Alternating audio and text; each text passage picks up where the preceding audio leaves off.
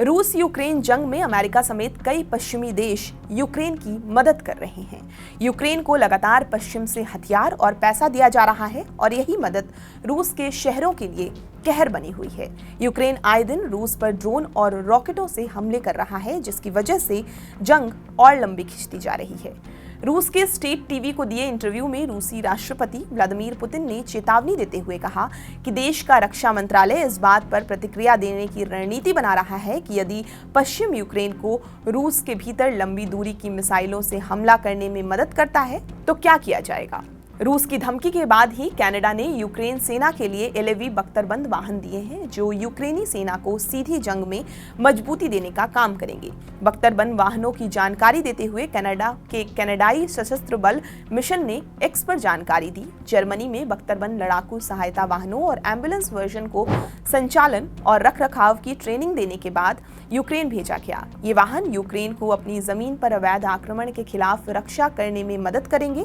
Putin ने अपने बयान में साफ किया कि वे पश्चिम से मिलने वाली मदद के खिलाफ एक्शन लेने की तैयारी कर रहे हैं। पुतिन के रुख से जाहिर हो रहा है कि अगर यूक्रेन पश्चिमी देशों के हथियारों की मदद से रूस पर हमले का दायरा बढ़ाता है तो रूस के निशाने पर सीधे पश्चिमी देश आ सकते हैं। युद्ध के तीसरे साल में प्रवेश करने के बाद से रूसी अधिकारियों ने माना है कि युद्ध अब अपने सबसे खतरनाक चरण में प्रवेश कर चुका है।